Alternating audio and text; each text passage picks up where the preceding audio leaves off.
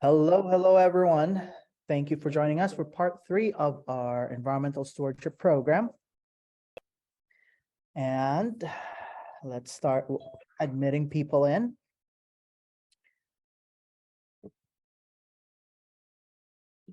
All right, while we wait for folks to come in, let's start our introductions for folks that are here at the Echo Park Library multi-purpose room / community room. My name is James Castillo. I'm the program director for the Echo Park / Historic Filipino Town Environmental Stewardship Program. It's a mentorship / training program aimed at developing the next generation of environmental stewards to take on the big challenge that all of us are facing today collectively. And so I would like to welcome everyone that's been participating in the last 2 months of our program. This month, we'll focus on climate, and we have international human rights lawyer that will be our guest speaker. She'll be joining us internationally. She couldn't make it here, but it'll be a wonderful opportunity to look at what we can do also using the legal framework as another means to advance our cause. Oh, hey, James, I'm here. I thought you wanted me at 1 p.m. I'm so sorry. I'm here. Hi. Introduction, Nesha, and while you try to test your materials. No, we're going now. Oh, I'm ready. I've been here. I'm sorry about that. All right, now you have the spotlight. Just do a quick intro and then we can. Yeah.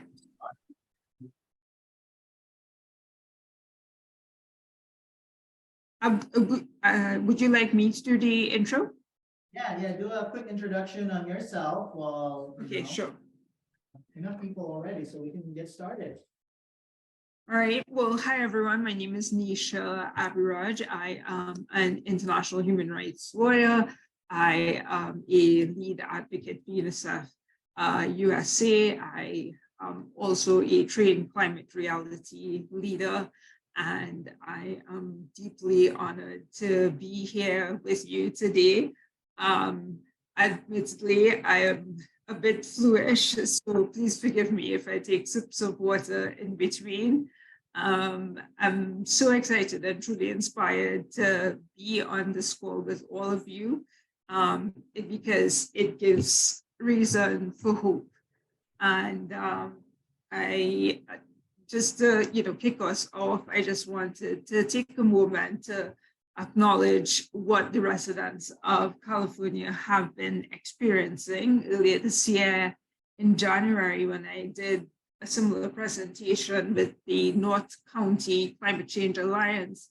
The state was experiencing rainfall and flooding preceded by 3 years of historic drought, wildfires, and increase in warmer temperatures. And I know you're all here today, and we're all here to try to get solutions. As weather patterns continue to change and negatively impact our lives, it can feel daunting, hopeless, and frankly exhausting. As someone who works both nationally and internationally, it is a pattern that we are seeing increasingly across our country and across the globe.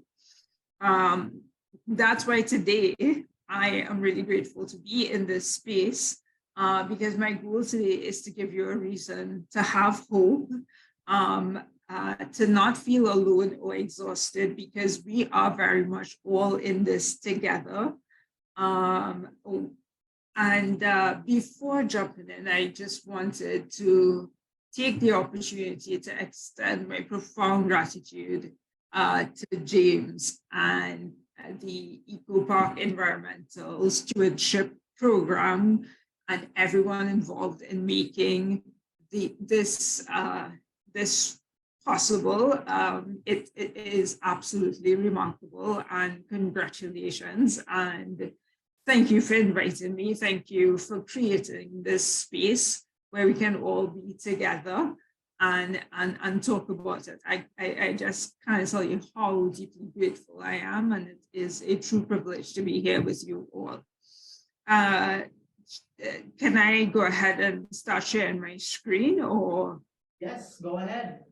Okay. Okay, so screen sharing is has been disabled. Oh, I will make you a host so you can Co-host, share. co-host. Co-host, yeah. Okay, and if my voice gets hoarse or anything, please just let me know, and I will be happy to repeat and clarify. So again, I'm excited and really looking forward to jumping right into this presentation with you all focused on climate change and justice, a pathway to the promotion and protection of human rights. I know typically these presentations can sometimes be very science heavy, and I will be presenting climate change to you in an approach that is grounded in a legal and human rights framework. And people ask the question, well, why such an approach? I have worked with many international human rights NGOs over the years, some of them in existence before I was even born.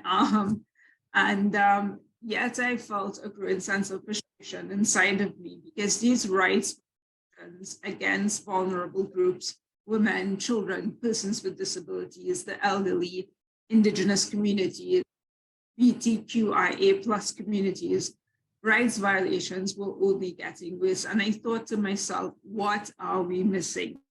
Turns out I needed to integrate the climate crisis into my work in order to holistically address the protection of the rights of all people.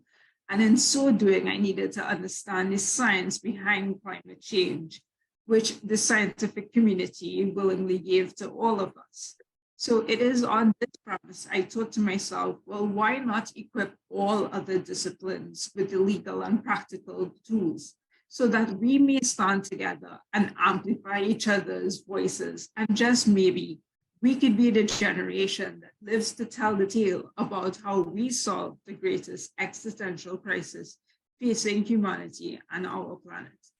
We are already in the history books as the generation that survived a deadly pandemic, and in spite of great loss, tragedy, and pain, we got back up and are still rising to take on both new and existing complex challenges. Moving on to the next slide, this presentation is prefaced, as mentioned, on climate change, justice, and human rights. For those not familiar with human rights, it's akin to constitutional rights, it's broader. Happy to explain as we go along. So it is a globally understood reality that the climate crisis is exacerbating human rights violations. And today we are here to answer two pertinent questions. Can climate justice, specifically criminalizing ecocide, which translates literally the killing of one's own home, be a part of the solution to our rapidly changing climate? And then, if so, how can we as a state, as a nation, and as a leader in the global community lead the way? Well, first we need to understand why we need this law to begin with. So on the issue of climate change, as I was preparing, this quote struck out to me from one of the lead scientists who released the 10 scientific insights at COP27. And he said, science is a common language for policy. The fact that we produced the 10 insights is a reaction to the frustration of the need to connect even deeper with policy. The insights coming out of COP27 could not be clearer. Even in the face of scientific evidence, a serious lack of inaction by those with the power to make decisions. I'm not a scientist, but I share that frustration as a human rights lawyer. as a human being working to promote and protect the rights of all people at our home and all living beings, this earth upon which our survival hinges. It was difficult before, and now we find ourselves at the worst of it all, crisis levels. And this is where all of you here today come in, because we need so much more voices, because it is the power of people, your collective voices, that sits at the helm of climate justice, law, and policy.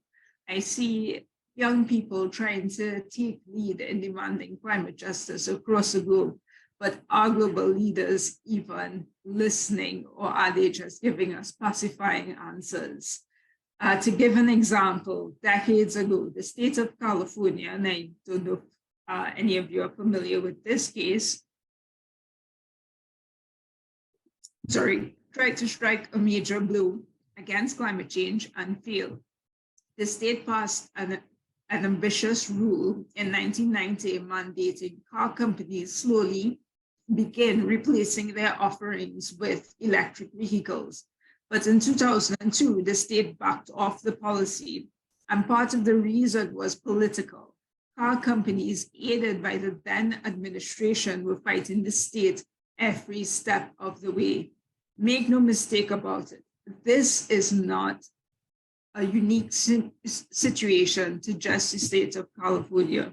It is happening across the country, and it is happening across our globe. So the question for us today, 32 years later, with improved technologies and louder cries for climate justice across the globe, will this rallying cry for justice turn into action? Yet another example. In Brazil, we all saw firsthand the destruction of one of the Earth's largest tropical forests, which was shown to be important carbon sinks, and this destruction impacts us all. I use these examples as it is vital that policymakers, as all of us as advocates, activists, we need to understand our interconnectedness as a global community. What happens in one part of the world affects us all. What happens in one state can affect another state. In my work, I have found that there is a real failure for many to understand this concept of interconnectedness. A quick example, I also serve as an ambassador to island states who, as you know, these states are among the most vulnerable, as well as coastal regions. And as you may already be aware, island states are the lowest emitters of house gases. And even if they meet all of their global climate targets, as long as the world's largest polluters continue to operate as is, and there is no reduction in global warming, it is not going to make a difference to the consequences to those living in vulnerable regions. And I ask myself, are we okay with being forced to bear consequences of actions for which we had nothing to do with? What do we say to the children in these regions where time is not a luxury? Scientists are telling us we are running out of time for even adaptation. What do we tell the families, the elderly, many of whom gave their lives to the cause? Where is the justice? Is there even a pathway to climate justice that exists on an international level or national level for vulnerable communities to take action when, say, for example, a transnational corporation comes in and does work, no assessment required or done, they proceed, which ultimately causes destruction to that country's ecosystem. It leads to polluted air and water, soil degradation, affecting food security, leading to more intense weather patterns, because more often than not, vulnerable communities may not see or feel the consequences of those actions right away. And when it becomes blatant and painful, the CEOs are nowhere to be found. And this happens across the globe. I'm not trying to name, shame, or blame anyone, but citing factual examples. of incidents of where this has happened in relation to some of the island states. So today I'm here to offer a solution, something that we can do in the state of California, a solution that we can call upon the rest of the world and other states to adopt, not at COP28, which starts at November 30th into December, but right now. The question for all of us here today is, will the leaders who are actually listening take our messages to heart and actually do something about it? In the case of Brazil and its concluded elections last year, I believe, which led to the ousting of the previous administration under whose watch this destruction took place, this is a testament to the power of people and future leaders to say no more in the face of mass ecological destruction and biodiversity loss, also known as ecocide. I do strongly believe that together we all have the power to course correct. My view is we need all hands on deck. We need an interdisciplinary approach. It doesn't matter what your profession is, we need everyone. And as a quote from the scientific community said, there is a frustration globally and a dire need for a deeper connection between policy and science, which far too many continue to reject. But as informed advocates and activists, you wield the knowledge and the expertise to inform policy, to work together with other disciplines, to spotlight the harms we face, to spotlight the consequences of an action, and demand that there must be justice and accountability. Say no more impunity for environmental crimes. We all know or have some idea of the climate vulnerable areas in our state and as a nation. And I ask myself, how much longer are we going to apply band-aid solutions which do not address the root causes of climate change? This is why I'm so incredibly grateful for this opportunity to be here to speak to you about the criminal law of ecocide and why we desperately need it. Code Red for Humanity. We all remember these words from the UN Secretary General, sending shockwaves through the world as to the reality we are facing on account of the climate crisis. And this is 9th of August, 2021.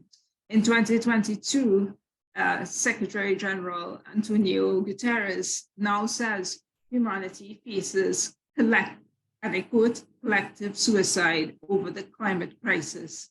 It is an atlas of human suffering, end of quote. Who can forget the words of the Honorable Prime Minister of Barbados, Mia Mottley, in Glasgow at COP26, which also waves throughout the world. And you can see it has become a global rallying cry. And these chilling and daunting words from the UN Secretary General and other leaders were not because they wanted to say words that sounded good. It was grounded in science. Scientists project more than half of humanity is at stake. Now, let's break down what that means. What that means is we are talking about hundreds of millions of people forcibly migrating because of actions they had nothing to do with, and then being dehumanized in receiving countries. We are talking about countries disappearing in their entirety. In 2014, Kiribati was the first Pacific island to purchase land to relocate its people because of the threat of the island being besieged. We're talking about a world where already 85% of it has been affected by human-caused ecocide. We're talking about a world where UNESCO has projected more than 1 million girls are now at risk of never returning to school. Brings me to the next slide. There is no question that the children of today were born into a crisis not of their own making. And as a quote from UNICEF says, there may be no greater growing threat facing the world's children and their children than climate change. In the aftermath of natural disasters, UNICEF identified 3 main threats: to the rights of children, youth, and families, and in particular, women and girls. The first, the health of women and girls suffers the most. It gravely affects women and neonatal care for infants. Without access to health care plus no access to clean water, adequate sanitation, and menstrual hygiene facilities, and in the case of pregnant women, with no safe place to deliver, women and girls are prone to disease and even death. Last year, cases of diarrhea, skin disease, malnutrition were all skyrocketing globally as a result, which brings me to the next point. Extreme poverty.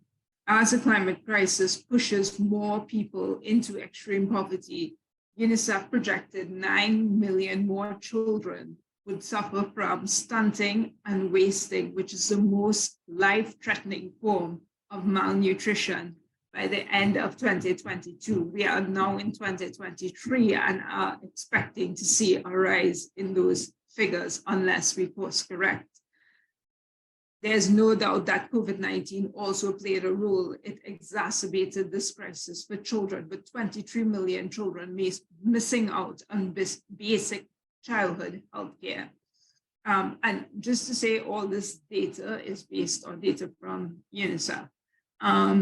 The third threat identified was violence to women and girls. In other words, most of you may know it as intensifying rates of gender-based violence. Living under such stressful conditions places women and girls at risk of violence. Globally, 1 in 3 women and girls alive today are victim to gender-based violence. Continuing on the cost to women and girls, based on data from UN Women, we are in International Women's Month. Every year, 800,000 women and girls die due to a lack of clean water, basic sanitation, and hygiene. Now let's break this down further. Around 2.4 billion people still use unimproved sanitation facilities that can pollute water and spread disease. In 80% of water-deprived households, women and girls carry the burden of water collection. They often face impossible, dangerous circumstances and perilous journeys, yet they continue to work hard to remain in school. But as the climate crisis worsens, new challenges are emerging everywhere. According to UNICEF, as a result of setbacks in learning, 70% of 10-year-olds globally are unable to read simple text. Last year projected 3.5 million children in Pakistan were facing disruption in their education due to the flood crisis. When children, especially girls, who are disproportionately affected, enroll and stay in school, it can positively impact their safety, improve their health and well-being, and increase their potential for economic prosperity. Children know how important education is to their future. Many who lack access to online learning and amid the pandemic, and I can tell you as an advocate for UNICEF USA, many children continue their studies through UNICEF piloted radio and learning passport program. But the worsening of the climate crisis is even disrupting this method of learning. Today, here and now, not in the future, they need our support to return to school. Now, turning over to the issue of poverty. This is Sustainable Development Goal 1, and just jumping back here, this is United Nations Sustainable Development Goal 6. So clearly, we are not anywhere close to achieving the Sustainable Development Goals. So over 380 million women and girls face extreme poverty, living on less than $1.90. Again, let's break down what this means. Globally, 1 in 5 girls under the age of 15 are growing up in extreme poverty. 1 in 10 women age 15 plus are living in extreme poverty. The implications of this, and I just wanted to quickly just interject here. There's a tendency to think that these things are happening somewhere else in some other parts of the world. If you look at the statistics for a state like New York, 1 in 5 people are living in poverty, right? So it's, whether we're talking about the global north or the global south, it is affecting everyone.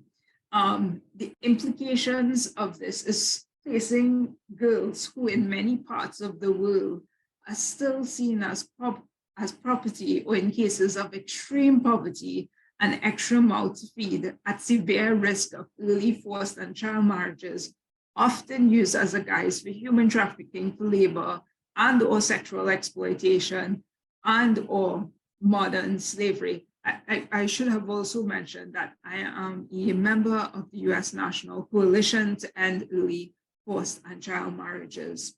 As we sit here today gathered, every 3 seconds, 1, 2, 3, a girl under the age of 18 has just been married, more than likely to a man 3 to 4 times her age. And in countries where child marriage and female genital mutilation coexist, girls will be subjected to this mutilation, which is seen as a coming of age ritual before being married off.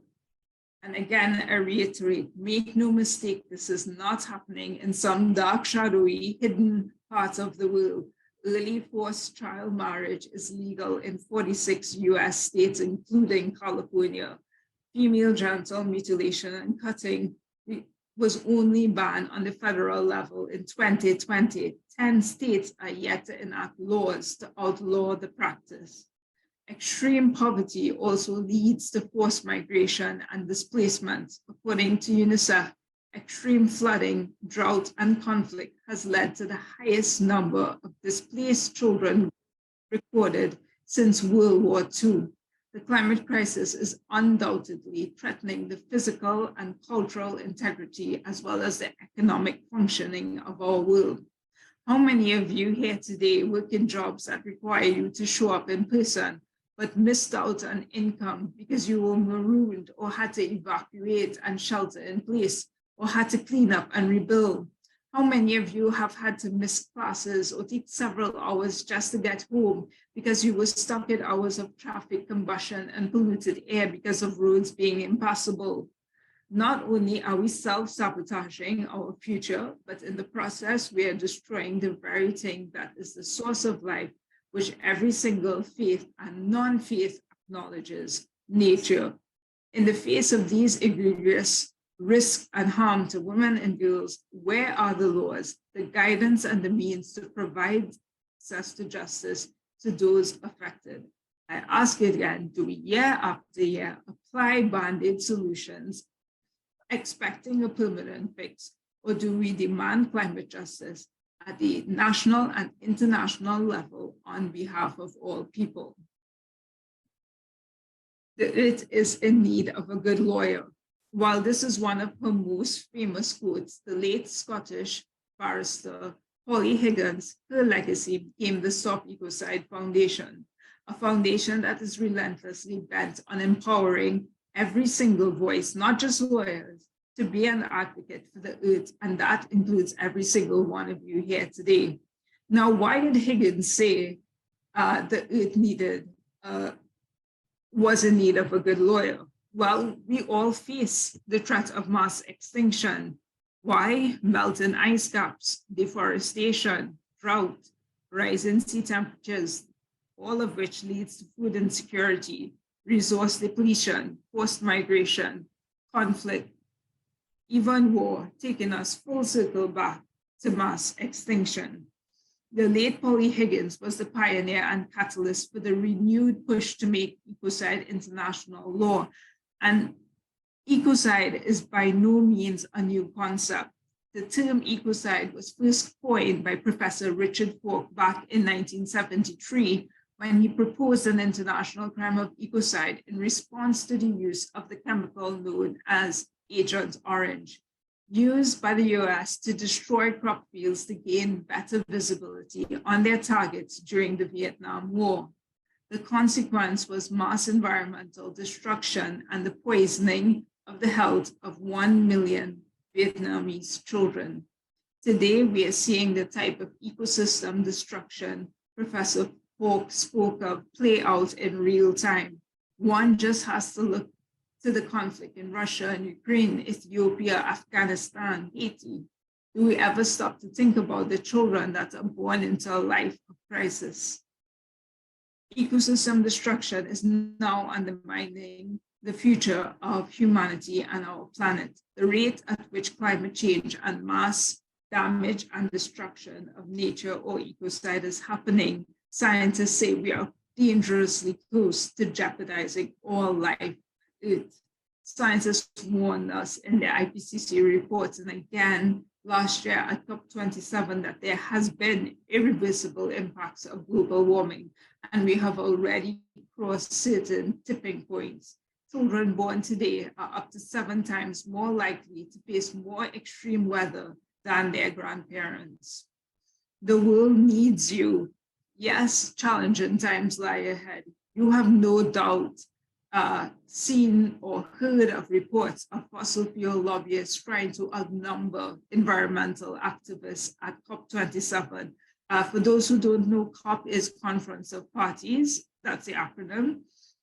Misinformation campaigns are being stirred up to trade in fear and intimidation against scientists, human rights activists, lawyers, and journalists. But to quote Greta Thunberg, we are being betrayed by those in power and they are feeling us, but we will not back down and we will not be silent. We need to work together, generational. Everyone needs to participate. When young people are refusing to back down, protesting every Friday, and Greta, who I might add is a prominent supporter of ecocide law, it is a call to all of us to stand up and stand with those who are already calling for the criminalization of ecocide. Pacific Islanders are already making this call, and they are calling on the rest of the world to join them on the front line of this movement. And it is not just Pacific Islanders, and I will speak further to this later on. Friends, we are one of the most influential states in the country, and as a collective, we have a chance to create history. This is our moment. This is your moment. Many will hear the call to action, but few will actually have the courage to take up the mantle. My hope is that you will be the ones with the courage to take up that mantle to criminalize ecocide. At this juncture, I thought it fitting to speak briefly about the 2 types of ecocide, which is really important to understand given the current climate we are living in. So ecocide, or the killing of one's home simply, of 2 types. The first, human-caused ecocide, which is we are all causing mass damage and destruction. Beings are the only species on the that pays to legally exploit, extract, and destroy our own homes and that of others. The way we function as a global community is premised on environmental destruction. Then there is naturally occurring ecocide, such as tsunamis, hurricanes, tornadoes, and now scientists are telling us that human-caused ecocide is exacerbating the force of naturally occurring ecocide. Now, this begs the question, how did we even get here? And it comes from the way we all see the earth. And as I go through this, I would invite you all to think about, how do you see our planet? How do you see the earth, right? So the first way in which people see the earth is as an inert thing, a commodity, something we impose a value on, a price tag, something to sell, use, abuse, exploit. And in terms of law, this triggers property law. It also triggers the laws of corporations, which is to put profits first. Companies, in fact, have a legal duty to maximize its profits to its shareholders. This may have served them well, but they fail to look at the consequences. But what if we could change that thinking by having a think before you act provision? An international law of ecocide will supersede this, and there will be a piece of legislation which allows us to look at the consequences. It is a think before you act provision. And the second way of seeing the earth, which is becoming increasingly more prevalent and underscores the philosophy behind ecocide law, is the earth as a living being, spiritual, something of intrinsic value for which we all have a responsibility. In law, this view triggers trusteeship law, which imposes a primary duty of care on all of us to put the health and well-being of people, all living beings, and planet first. Every major faith, as well as indigenous communities across the globe, subscribe to this worldview and have gone on further to say ecocide must and should be criminalized because it goes against our primary duty of care to respect and revere the earth or Mother Earth. And just to add, I think one of the reasons we find ourselves in this position, and I mentioned it earlier, and I think it's worth reiterating, is that there is a real failure by many in the global community to understand our interconnectedness as a world, how one country's action can mean life or death for another, or a diminished quality of life for another country. I strongly believe with all of my heart that there is a reason that we are here today sharing in this knowledge together. This is our moment to come together. At the outset, I mentioned one of the goals today is to equip you with the practical and legal tools to promote and protect people, living beings, and planet. So what on earth is even ecocide? The executive director of the Stop Ecocide Foundation, Jojo Mehta, my director, in her wisdom, convened an independent panel of experts across the globe to come up with a definition of ecocide, which countries could easily adopt into their national laws. And this is the definition that was derived. Unlawful or wanton acts committed with knowledge that there is a substantial likelihood of severe and either widespread or long-term damage to the environment being caused by those acts. So I'm happy to delve further into the definition or answer questions in relation to this aspect afterwards, but for our purposes now, just bear in mind, ecocide is broadly understood to mean mass damage and destruction of ecosystems, severe harm to nature, which is widespread or long-term, or simply the killing of one's own home. Ecocide committed repeatedly over the years is a root cause of the climate and ecological emergency that we now face. Based on my research, one of the reasons environmental crimes are treated with impunity is because environmental protection laws internationally and arguably nationally do not address the root causes of the climate crisis. So what are the implications of this definition? What is it meant to capture? Under this definition, the idea is ecocide law would protect against the causes of ever manifesting dangers of gross environmental destruction, the consequences of which are severe, inhumane, and leads to disproportionate damage suffered by the most vulnerable. The world is already feeling the impact. We are all feeling the impact. Rising sea levels is already upending lives in small islands, places like Fiji and even larger countries like Bangladesh. In Central America, 2/3 of small farmers living in what is known as a dry corridor are living in poverty due to severe drought. In the Caribbean, Hurricane Maria impacted 100% of Grenada's population. It destroyed 100% of its agriculture and 95% of its infrastructure was destroyed. August 2021 flooded in the state of Tennessee was one of the federally declared disasters. The indicators of report for the state of California found that wildfires, drought, extreme heat, and other effects of climate change are rapidly accelerating and compounding in California. According to the state report, temperatures at night have increased by almost 3 times more than daytime temperatures, and warmer conditions have affected water availability. So why do we need a law of ecocide?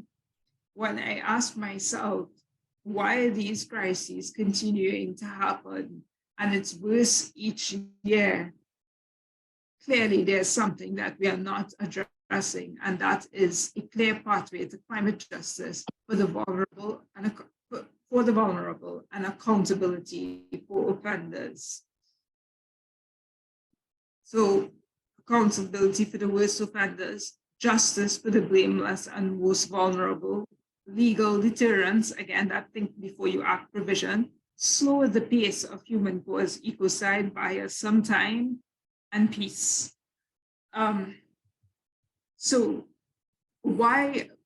currently environmental crimes are happening every day, and largely they go unpunished because of the legal vacuum that exists globally. Put simply, laws geared towards environmental protection are woefully inadequate. The environmental movement continues to lose because we are still operating within a system that incentivizes the wholesale exploitation of nature, but a law of ecocide can change that. All law comes from a certain philosophy, a moral code, so to speak, or even theological. The simplest example I can think of, thou shalt not kill, and we have the crime of murder.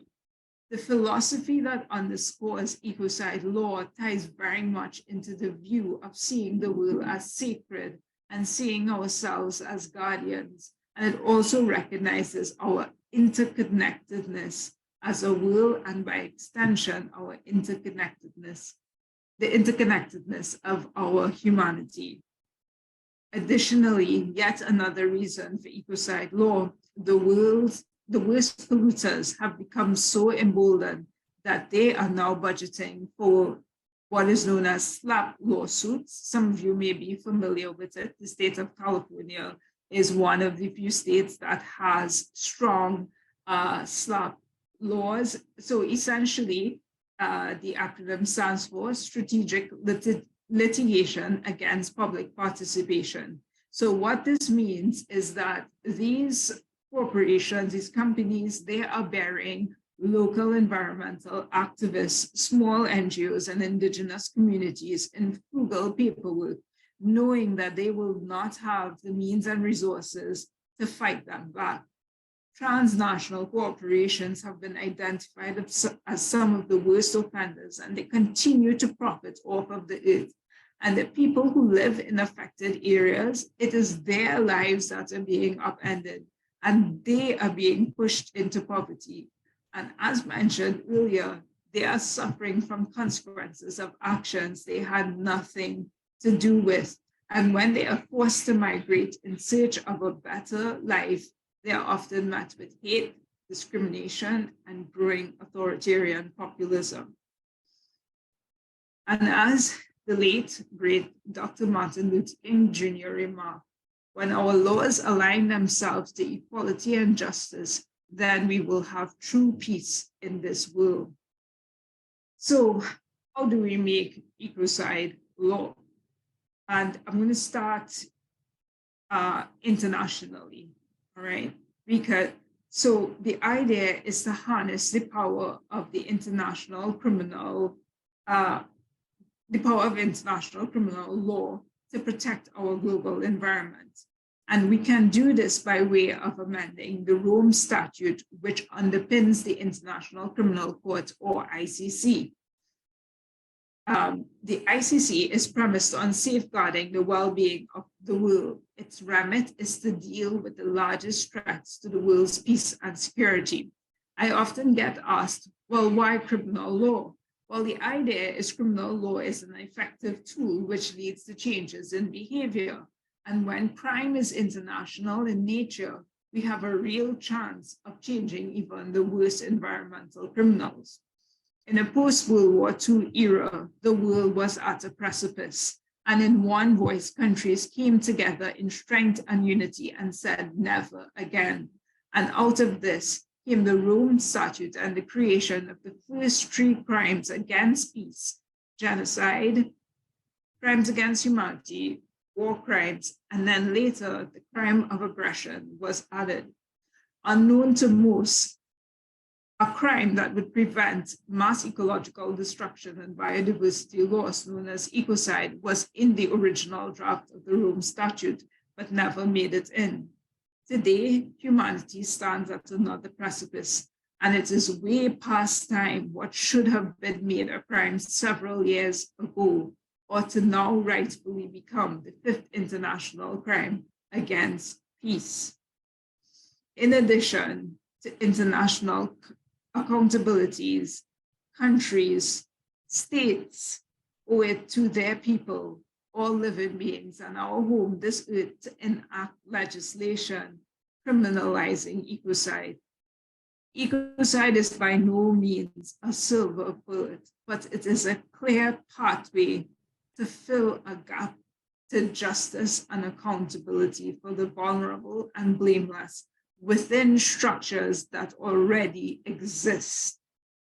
The state of California already has a judicial system. In the US, we have our judicial system. So what is preventing us from going forward? Well, the main challenge that we face as a global community is the unwillingness of countries to make this law because it is seen as an impediment to financial growth. And in order to amend the Rome Statute, we need 2/3 of the court's member states to secure an amendment. That is 82 countries. So to those countries who seek to cling to fossil fuels on behalf of the global ecocide law movement, I have 3 simple words for them: people over profit. After all, what good is profit if our world becomes uninhabitable? Now, there is one challenge that is unique to us in the United States. We are not a party to the Rome Statute, which means we don't have a vote. But it does not preclude us as a leader in a global community from giving international recognition to ecocide as an international crime, as Belgium did, which I will talk more about in a bit. It also does not preclude the state of California from becoming the first US state to criminalize ecocide. There are areas of our world that are presently considered by medical experts to be uninhabitable due to rising extreme heat and humidity to the point where 100 million people is estimated will be displaced. It is really important that we understand what it means to be among the most vulnerable and what the implication of our interconnectedness as a world means without a clear pathway to climate justice. Former Vice President of the United States, Al Gore, in his COP27 address, remarked in taking world leaders to task, we have a credibility problem, all of us. We are talking and we are starting to act, but we are not doing enough. It is a choice to continue this pattern of destructive behavior. We have other choices. One of those choices countries can, end of quote, one of those choices countries can make today or within the next week or months ahead, not at COP28, is to criminalize ecocide at the state level. The definition already exists and the infrastructure for the court already exists. It is a matter of countries and states standing together for justice for all people. And on the international level, unlike the UN Security Council, where countries have veto power, this does not apply to amending the Rome Statute. So there is no question that we can and will achieve this. We just need political will and the strong might of the people to take it forward. Unless we course correct urgently, we can see more pandemics, increasing infectious diseases and vector-borne diseases, rising food insecurity, stunting and wasting in children, and forced migration, to name a few. As an international human rights lawyer, I can tell you these issues are not new, but they are certainly becoming more widespread and severe. Okay, so my goal here today was not to depress you, so keep calm. I do have good news. And I thought we could all use a message of enduring hope by a woman who needs no introduction, UN Goodwill Ambassador, Dr. Jane Goodall. And I should also mention that Dr. Goodall is also a strong supporter of ecocide law. And this is a quote from her: "The concept of ecocide is long overdue. It could lead to an important change in the way people perceive and respond to the current environmental crisis." And please let me know if you're able to hear her when I turn on the video. There we go.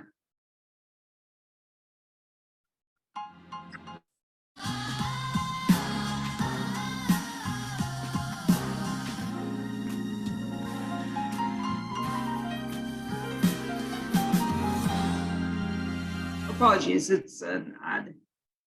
Realizing what was going on, it was never quite the same, because I've got to try and save it. I've got to try and save it. Nature is treated as though it's a commodity. And we brought climate change. Before, it was like nature spread across the world, because it sort of did back in the 60s. And then after realizing what was going on, it was never quite the same, because I've got to try and save it. I've got to try and save it. Nature is treated as though it's a commodity.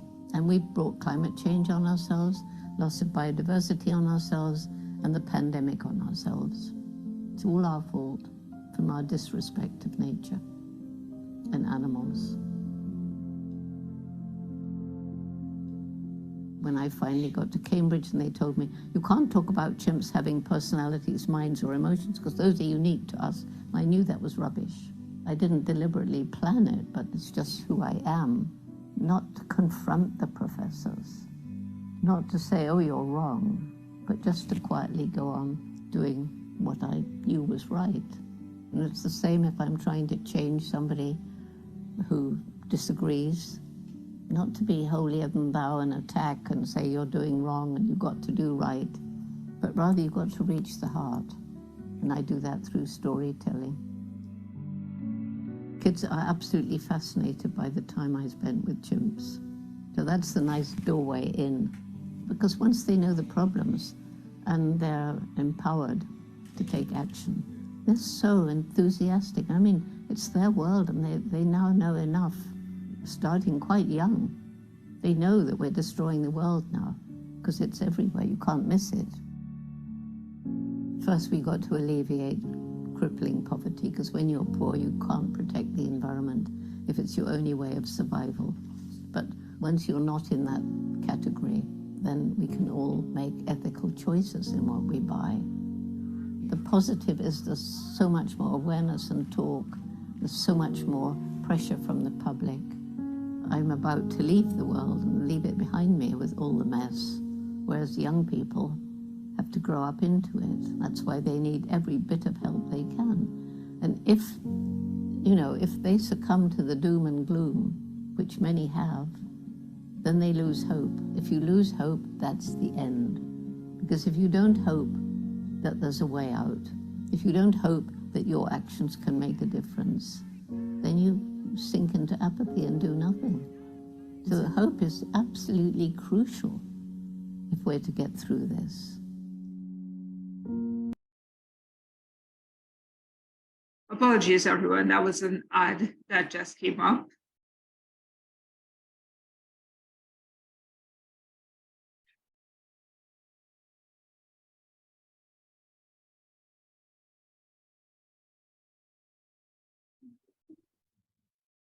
Yeah.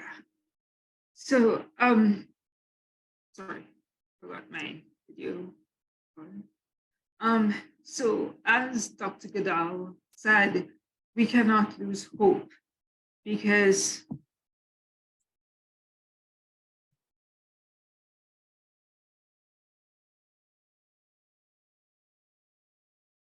their future is in our hands. Our future is in our hands. And I'm here today to tell you that there is reason to hope. There is more good news. In the last 5 years, a growing global movement across all sectors of society has been and is still demanding the creation of a new international crime of ecocide. And you would see all the prominent faces there, which includes UN Secretary General Guterres, Greta Thunberg, Dr. Goodall, Sir Paul McCartney, and Nemo Bassi, and so many others, as well as the fourth president of the International Criminal Court. And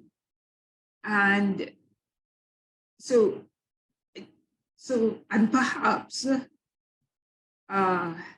the best news yet arises out of Belgium, who may have just given us hope that we're about to see a domino effect.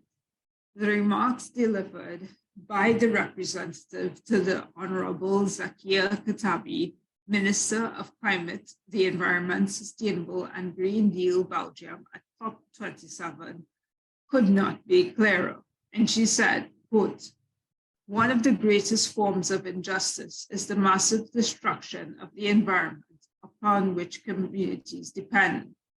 We can no longer tolerate the massive destruction of the environment. Therefore, the recognition of the crime of ecocide is a minimum requirement. It is truly a must. We owe it to the people who suffer today from this mass destruction. We must prevent further victims.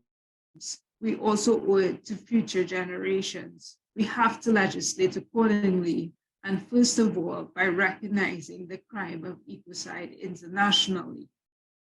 Not only is the Belgium Federal Parliament currently working to include ecocide as a new crime at a national level, but they have also given international recognition to it at COP27, and they have also, along with Pacific Islanders, called on the rest of the world to do the same.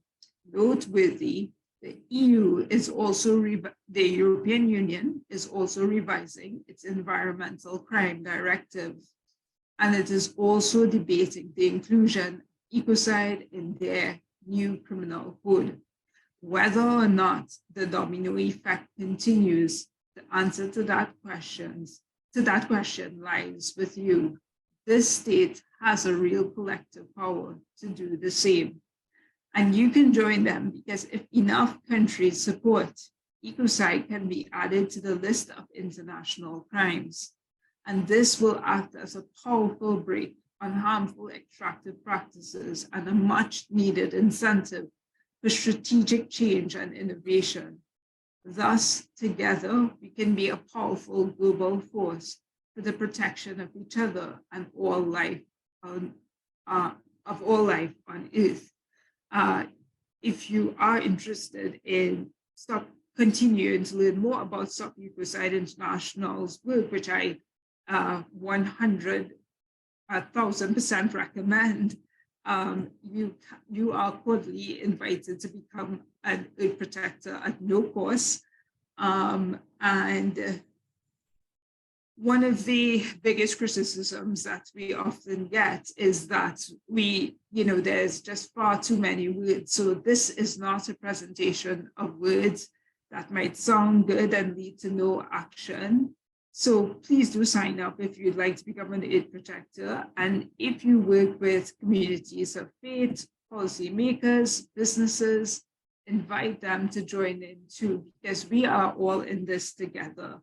At Stop Ecocide International, there is a space for each and everyone. I just want to make one quick point.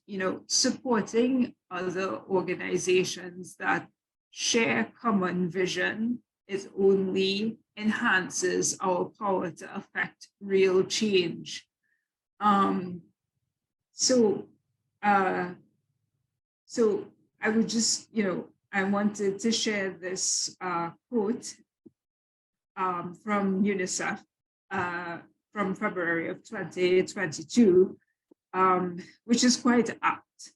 And it says, open quote, "Today, 1 billion of the world's most vulnerable children at risk. Tomorrow, if the world fails to act, it will be all children. So to each and every one of you here today, I say, never underestimate the power of one single voice, your voice, to make a difference in the life of a child. And last but not least, my heartfelt gratitude to all of you. On behalf of the world's children and all of us at Stop Ecocide International, thank you. You are one of our greatest hopes and strengths for the future of humanity, all living beings, and our.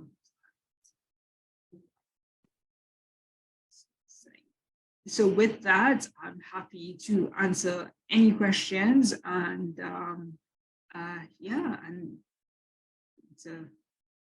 Thank you so much, Nesha.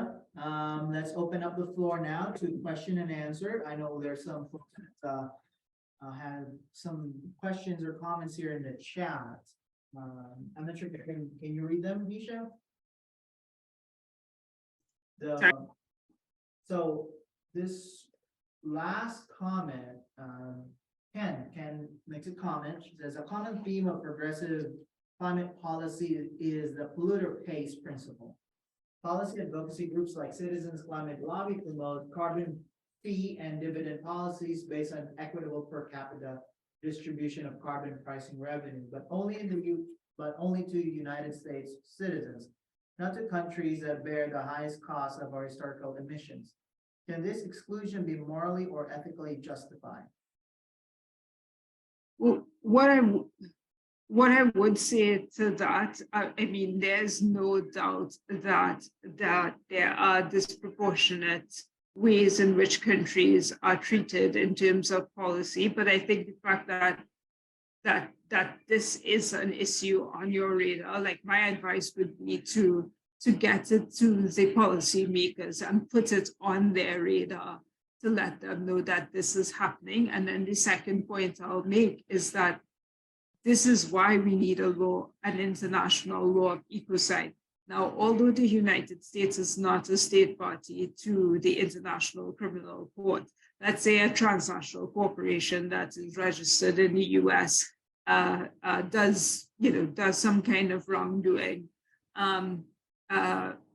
Once the country or state party agrees to accept the jurisdiction of the court, as we have seen played out with Russia, Ukraine, neither country are parties to the International Court of Justice and the International Criminal Court, but Ukraine agreed to accept its jurisdiction. And then, aside from international, there's also national, where you can hold people accountable, and there's already a working definition. And for what it's worth, that definition is the same definition that Belgium and the European Union, that they are currently using that same definition. So yeah, I hope that answers the question. Okay, Jim, you raised your hand. You have a question? Okay, so I say, who is going to enforce it? What will happen to the perpetrator's jail? So it depends, right? So there's international accountability and there's national accountability, right? So one of the things that countries have to decide on is what is most effective. To me, if I'm a transnational corporation and I'm quite wealthy, I would want to see as a remedy that they pay some sort of hefty fine to kind of compensate for the damage caused, not just to the planet, but to all those affected.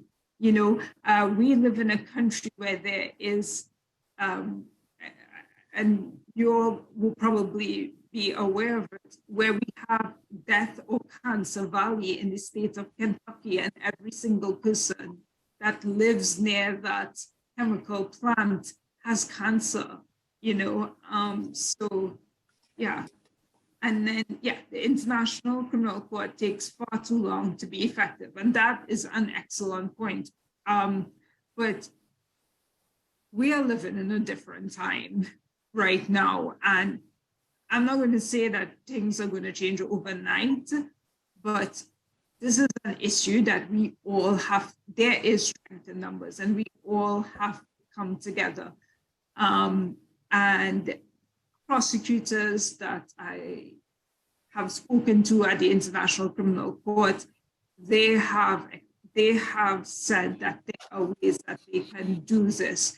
And what I would say, just in relation to in most countries, I don't know of any country where their national judicial system or state judicial system is not suffering from some sort of backlog. I mean, I have worked in several US states on laws to ban child marriage and female genital mutilation and cutting. And one of the most recent was the state of Massachusetts, and it took 6 years to end child marriage there. So that issue of the backlog is a worldwide issue, and there are people actively working to ensure that there is access to justice. And as to who is going to collect the money, that would be it would be the affected party. And then the US does not accept the ICC. Nobody can force them to sign on. That's fine. So that's why we are saying we can do this at a national level, right? So, for example, to go back to the child marriage example, in our foreign policy, we call on other countries to end child marriage. On a federal level, child marriage is legal.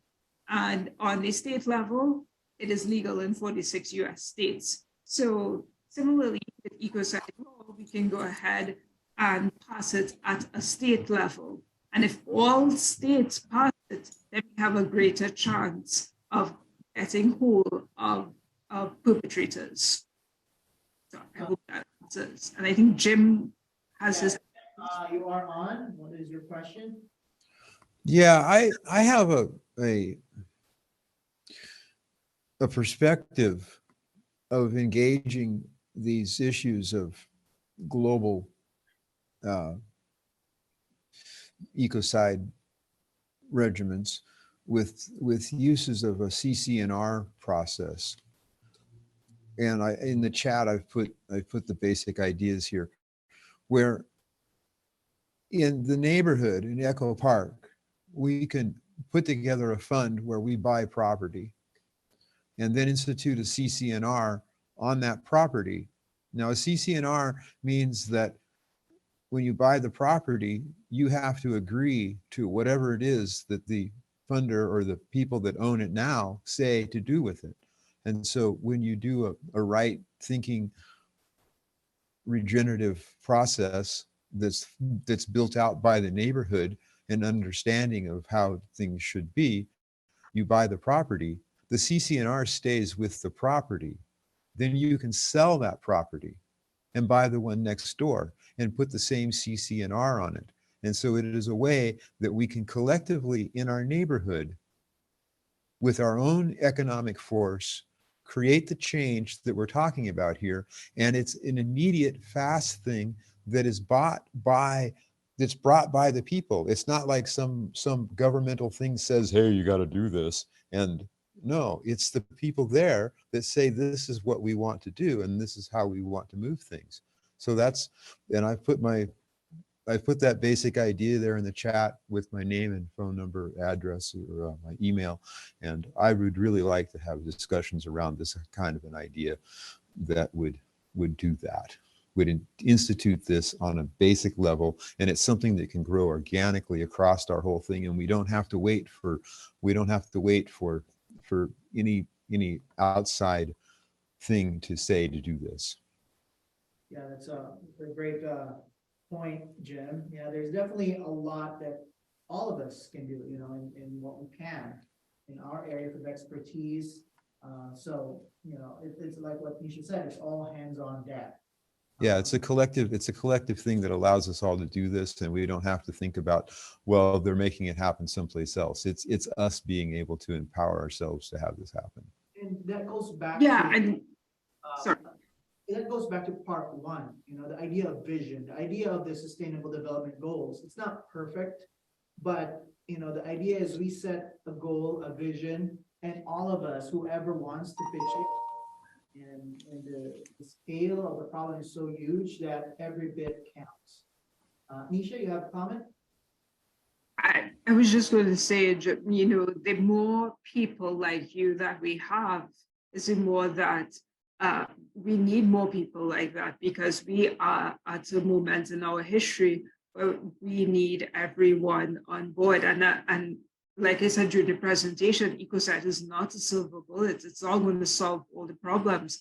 We are still going to need nature-based solutions. We're still going to need people to come up with other solutions.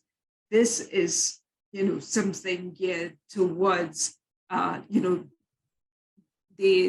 larger polluters who tend to go and take advantage. Particularly, there are a lot of incidents of these in island states and in other countries, and people who have been hard hit from the pandemic, and governments that are trying to recover. It's even worse for them now to want to accept these sorts of deals at the cost of destroying their own their own countries, putting profit before people and for political expediency. And it's happening across the globe, especially in the low to middle income countries. So, and thank you for that contribution. I think that we all need to have more conversations like this.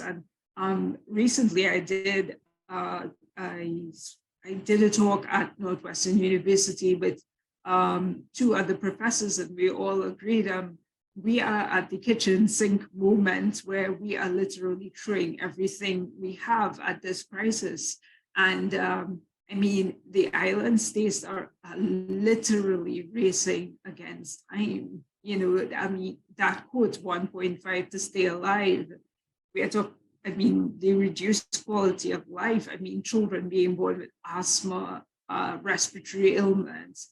Who wants to live through another pandemic? The idea of vector-borne diseases becoming more easily transmissible, and that's why I urge everyone to take an interdisciplinary approach. Talk to doctors, talk to teachers, talk to whoever has an interest in it, because we all have a stake in it. The world does not. We are dependent on the world. The world does not need us to survive, so so sorry about that. But yeah, thank you so much for that, Jim and James. All right, Jocelyn? Yes, Speak to the mic. okay, can you hear me? Is okay, yeah. I'm Jocelyn, and my question has to do with what we have agency over at this point in time. And you said you're hoping that on a state level, legislation could come about as well. So do you know if anyone in the California state legislature has sponsored or is sponsoring something in this area? So we can call them and then ask our senators or assemblymen to co-sponsor the bill, whatever, if it is in. Yeah, so what I will say is that when I started with Stop Ecocide, last year was sort of the big deep dive for them into the United States. They predominantly were working with Pacific Islanders and so forth. So to answer your question, no, there's no existing legislation. I'm not yet aware that there are efforts publicly to draft legislation, but I am aware that there are conversations in certain states already happening around this. But unfortunately, we will have to wait for those to become public, but I don't think you should wait. I think you should start asking questions and yeah, yeah, you know, like remember this quote, I can't remember who said it, but it was like, stop waiting for permission, just go for it, you know. And the reason why I highlighted examples like with Belgium and the EU is to say that, you know, we are all coming together in recognition that we are not just here to protect just our own country, but we are here to protect everyone, right? Because if we get to that point, and I don't know how many of you have done the climate reality training, you know, the former vice president spoke about, you know, the fact that the whole idea of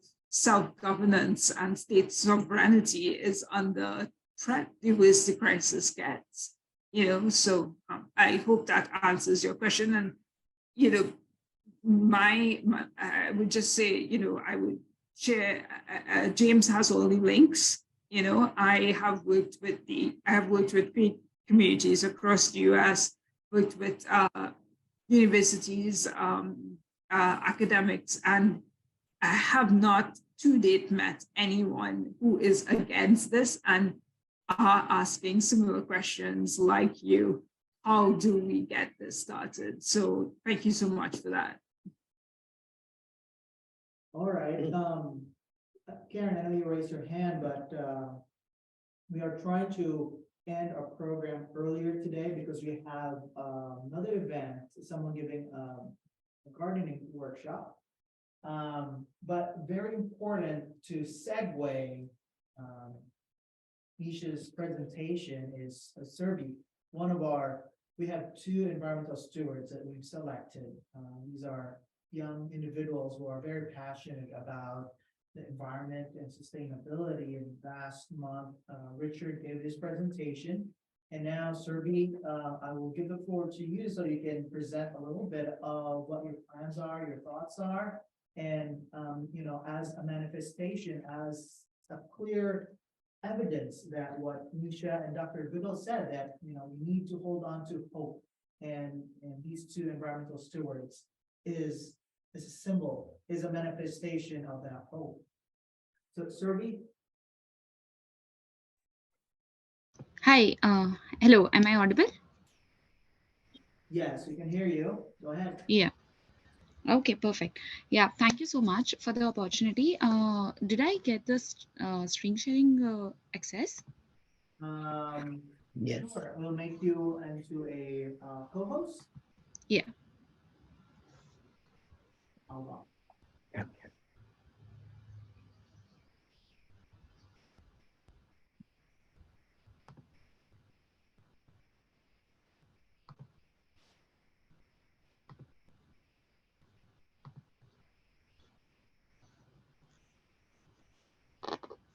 All right, Surbi. James, if it's okay, and if it's okay with everyone, can I respectfully take your leave? I just came back a week ago from the Commonwealth Summit in India, and I still have this flu. And if it's okay with you, I know you shared the recording, and I would love to. I look forward to hearing the other presenters. So if I may respectfully take your leave and just say thank you again to everyone. I really appreciate all of you. Yeah, final words, Nesha? Yeah, as I said, never underestimate the power of your voice to make a difference in the life of a child. And I say that because I have lived that experience. I have seen it.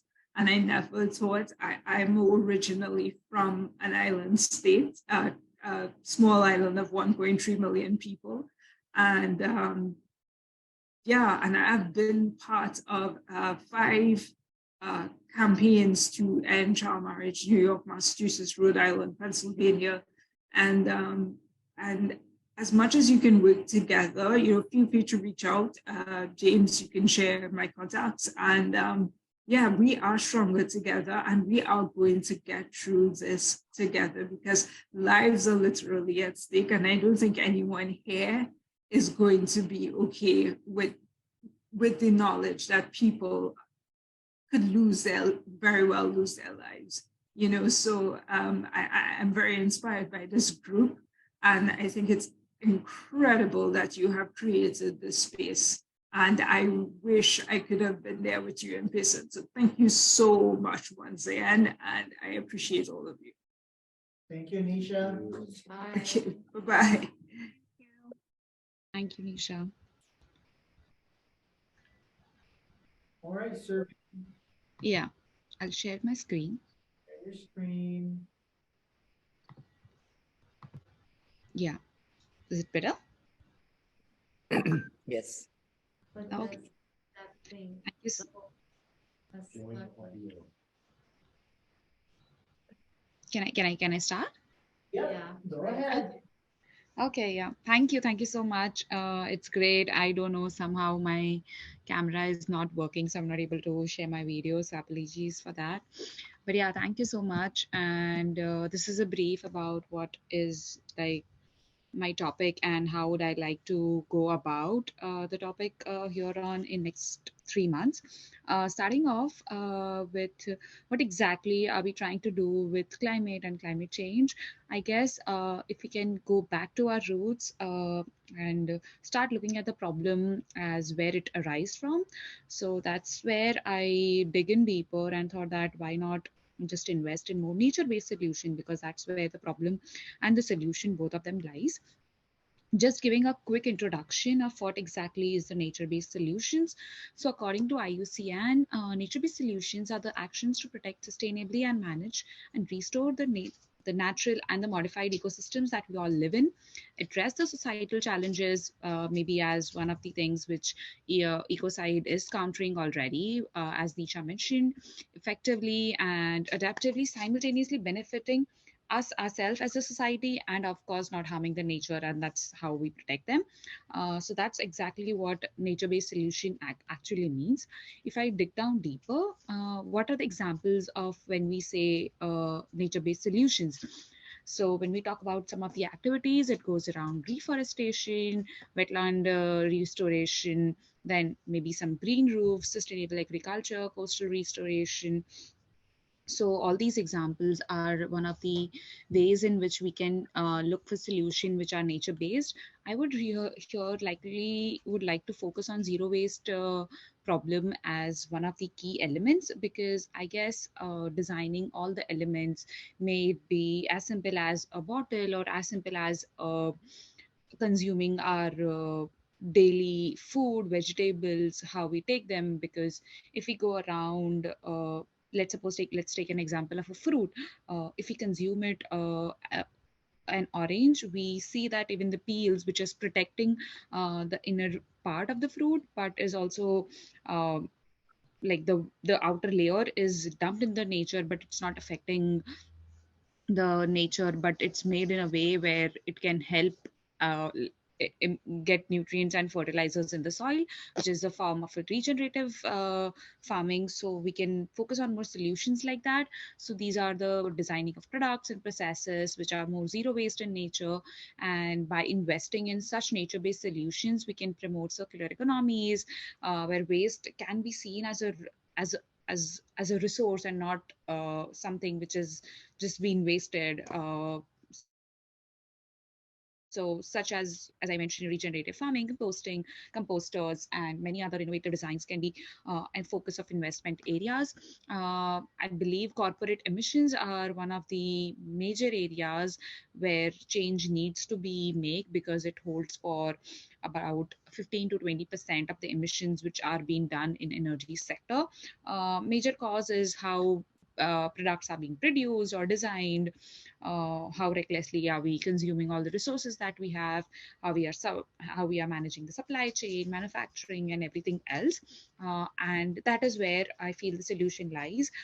If we are able to crack the supply chain in a more better and effective way, if we are able to design a product in a way that nothing goes in waste, and if we are able to convey the same message to the consumers. I think here that we are making a resilient society and a much more sustainable society therein. So yeah, that is one of the areas where I would like to connect zero waste and corporate emissions for because nothing goes around in the world or maybe in the economies to drive change is the financial benefits. So these are just again the rough overview of what exactly I think can be the financial benefits of investing in nature-based solutions. So that's cost savings, of course, because not always all the things which are natural or which are regenerative in nature are expensive, but we can look for more options which are cost effective. Then it can be in another mode where value generation can actually happen. When I talk about revenue generation, companies, if they are investing in solar power, can use that credits in order to earn money. So that's like the carbon credits which they get, energy credits which they can get. So that's an alternative source of revenue generation as well. Things which companies also are right now focusing are the risk reduction which is happening because due to instant like the irregularity in the climate, we are all experiencing the same as the flooding, drought, and just unseasonal weather changes which are happening now and then can be something which can be focused upon, and companies can thereon have their forecast in a much more planned manner. So that's another part of the nature-based solutions and the financial benefit that we get. In terms of marketing and the brand perspective, because everyone is now moving towards zero waste lifestyle or a more conscious lifestyle, of course it enhances the brand value and the long-term returns as well. So these are the couple of financial benefits which I think the investing in nature-based solution has. Yeah, so what exactly I would like to do within the span of next 3 months is I had a word even with the mentor, and she guided that we are working with LA 30, where zero waste and corporate emissions are one of the important factors. Zero waste workshop is something that I would like to do with Eco Library Park. If everything permits well, when I talk about zero waste workshop, it's mainly including how can we make composting, or how can we make use simple ingredients to make daily use products such as scrubs or maybe deodorants. So yeah, and last but not the least, would like to this is something where I would require your guidance and some of your contacts as well. If there could be a company where we can work and design a solution which is more nature based, that's something which I would like to do. So yeah, that's pretty much everything about me. So yeah, thank you, and requesting all the suggestions and questions from Thank you. you so much, Survi. Wonderful presentation.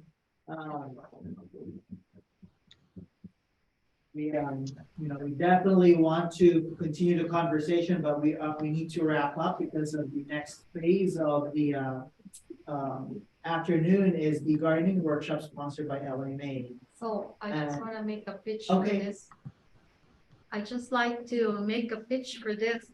It is in connection with Richard Deguba's presentation last time, in which he said he will focus on one area of the neighborhood where he will distribute these compost. I don't know if the county has designed a compost bin like this. This being distributed, there are millions of them available to the city residents. And so you collect your kitchen scraps in this at your kitchen counter and put it in your green bin. Okay, that's. Thank you, Rita Jocelyn. So, unfortunately, we need to continue this conversation on our next, environmental stewardship program, that will focus on another aspect of sustainability. So thank you very much for joining us. And, yes, thank you, David, Organics LA. So, Thank you. James, yes. James, excuse me, this is Karin here. I really have to, I feel like, oh my God, if I don't speak up, because I don't know if anybody could follow me on my chat, what I wrote. I'm very involved with Third Act, with Bill McKibben's effort to move money out of the big banks. And if we do not talk about that, we are missing out on a huge low-hanging fruit for people. If we our money lying in the big banks makes money for the climate destroying companies. They are being funded with the money that we have in Bank of America, Chase, Citibank, and Wells Fargo. Those are the world's third to sixth largest banks. And there's 2 Chinese banks that are bigger than those 4. But anyone who has accounts with money lying there actually produces carbon. Cash is carbon. That cash that lies there in an account is being used to finance these oil expansion projects and so on. So we must mention that because of all the financing for the sustainability, the money can come from us. We have to move it towards banks that are that support these climate protecting companies. This is something we have to say. And the other one, and I'm going to be gone in less than 30 seconds, is education. Non-violent, trauma-informed education. Every human has to learn. Yes, credit unions, very good, exactly. Move it to credit unions, and there's specifically climate, like good for the climate or something. I have 3 links that I can send, but it's education. Karen, and would love to know more about the advocacy and ideas that you have to share, but we definitely need to start. I know, but it would be a waste, because if we don't talk about the elephant in the room, all this bad stuff is financed with our money. And education is never mentioned. Education is absolutely tantamount. What we teach our children is what they will teach their children. The reason we're in this mess is because of survival of the fittest from the very past. It's thousands and 6 millions of years of human development that led us to patriarchy, to the power over system. It's violence against humans, violence against nature, and we must address it. Thank you. That we still have part 4, 5, and 6, and so we want to give you enough time to share. So, but we appreciate you, bringing that up, and everyone that's here at the library and joining us virtually. Thank you again, guys, for making training, and I should have. And we will see you next month. Thank you. All right, bye everyone.